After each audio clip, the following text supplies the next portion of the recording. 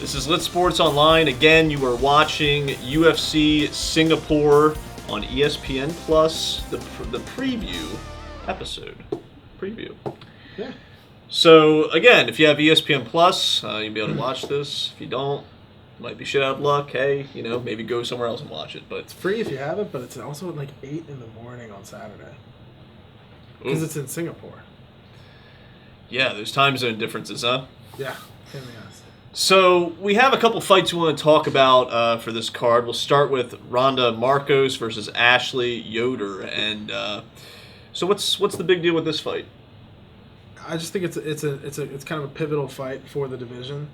It's a division that some of the bigger name fighters who have been champion or have been at the top of the division are kind of fading away a little bit. So it's kind of prime time for a complete mix-up in who's the bigger and more sellable name in the division. And Randa Markos and Ashley Yoder, both of them have been around for a little bit, but I think that a dominant win here for either of them could jump them up into the top of the division and get them into a fight with a bigger name that they would be actually start to be talked about in title contention and more marketing type stuff.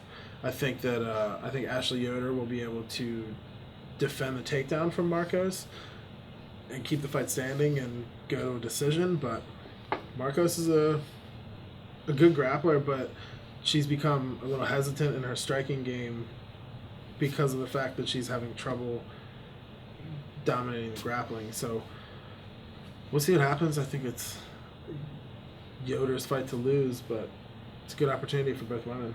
So let's analyze this a bit more. You said that a dominant win could really do something here, but yeah. What if this ends in like a split decision, just like one of them happens to get the result, but wasn't convincing? Does that make a difference in any of this? Yeah, a boring fight for anybody doesn't do much for you in a lot of cases, unless it's against a big name opponent. If somebody goes up and wins a boring fight over, say Yoni and Jacek, keep it in the division, right?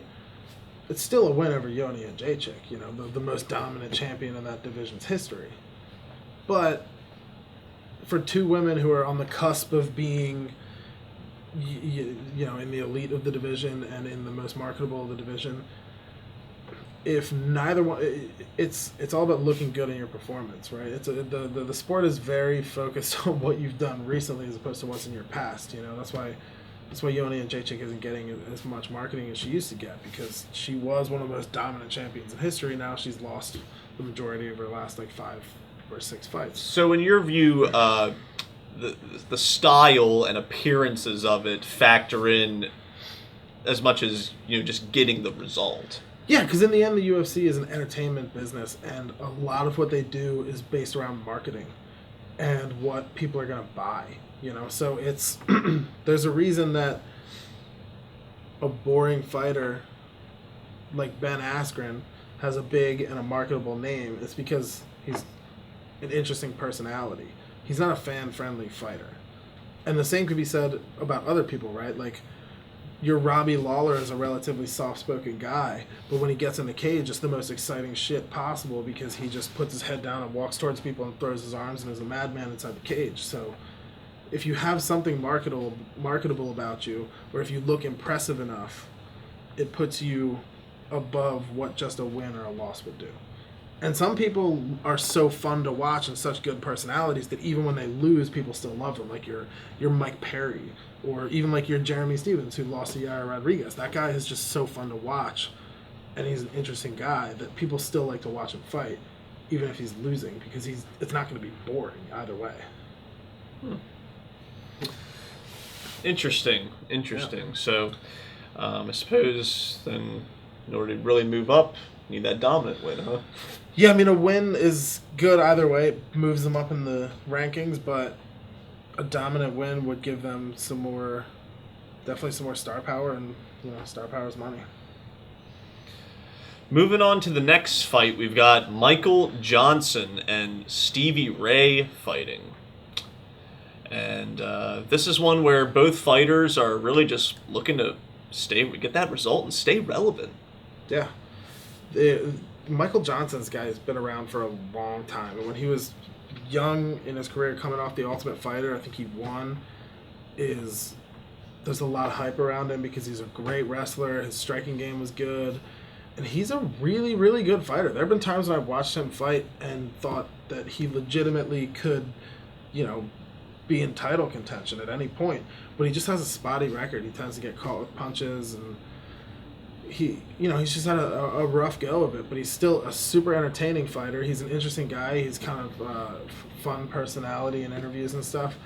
And he's, like I said, he's been around for a long time. So I would like to see him get a win and stay relevant. With a guy who's been in the UFC as long as he has, it's just nice to see them kind of go out in a good way, get a couple wins under their belt towards the end of their career. Who knows if it's really the end of his career, but we'll see. And Stevie Ray's kind of on that same track. He hasn't had a ton of fights in the UFC like Michael Johnson has, but he has wins over some notable names, and I think Joe Lozon and Ross Pearson, and he's a fun guy to watch. But again, he's kind of in the same boat as Michael Johnson. Michael Johnson's just been here for longer, but Michael Johnson has also fought the cream of the crop. He fought Khabib and every big name you can think of in the lightweight or featherweight division, Michael Johnson has fought. So should be an exciting fight, but both guys just trying to stay, like you said, stay relevant, stay in the conversation of a fighter that somebody cares about in the division. The lightweight division is a particularly hard one to stand out in, though, because it's such a deep, crazy division. So that brings us to, I believe this is the last fight we're previewing, right? Yeah, the main event. So the main event between Damien Maia and Ben Askren. So what can you tell us about this key matchup here to cap off the event? I am actually really excited about this fight because it's two of the best grapplers MMA has ever seen, but they're two completely different styles. So Damien Maia is probably the best jiu-jitsu practitioner in UFC history. I think he either has the most submission wins or is tied for the most submission wins, and has submitted some super high-level guys. And just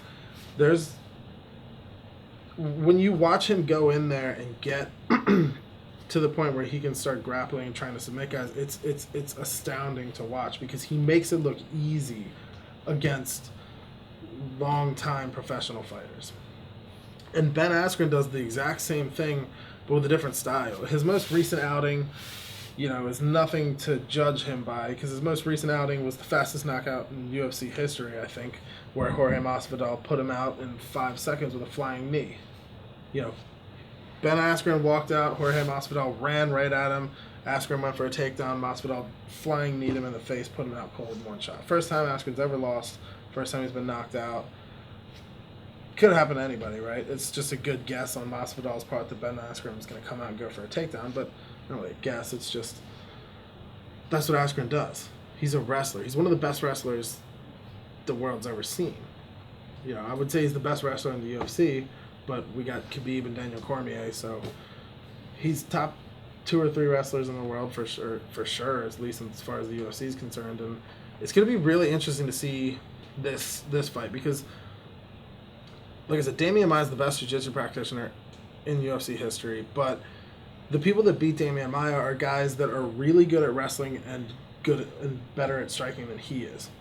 And they're guys that mix it up a lot, right? That don't just take one approach to a fight. If you go in there with one game plan, Damien Maia is going to find a way to get your back somehow. Unless you're an amazing striker and just keep him off you like Anderson Silva did, which is one of the most boring fights ever. But that just goes to show you how good Damien Maia is. That a guy like Anderson Silva, who has submissions on his record, has submitted Chael Sonnen, submitted Dan Henderson, 2 of the best wrestlers of all time. And Anderson Silva wanted so little to do with Damien Maia's grappling that he made it the most boring striking match of all time and got the president of the company mad at him. So what's this going to look like for Ben Askren if he ends up losing this fight and it becomes 2 straight losses? Like, if that's the type of scenario that happens, what would be the aftermath of that for Ben Askren? Not great. So, I don't know if you remember, but there was a while ago we talked about the first ever trade of fighters between 2 of the biggest organizations in the world, and it was Ben Askren got traded from ONE FC for Demetrius Mighty Mouse Johnson. So Mighty Mouse went to ONE FC and is now their champ. And then Askren came to the UFC. Mm-hmm. And Askren came in, he beat Robbie Lawler, but it was kind of a controversial win because he had a neck crank and Robbie Lawler's arm went limp, but he didn't actually go out or whatever. But for Askren, a guy who comes in with so much hype and is such a personality and he's so public and he talks a lot of shit, for him to come in and get one controversial win followed by a super fast knockout loss followed by presumably a submission loss to Damien Maia, that's not a great way to go for such a big name guy. It's a long road back from there.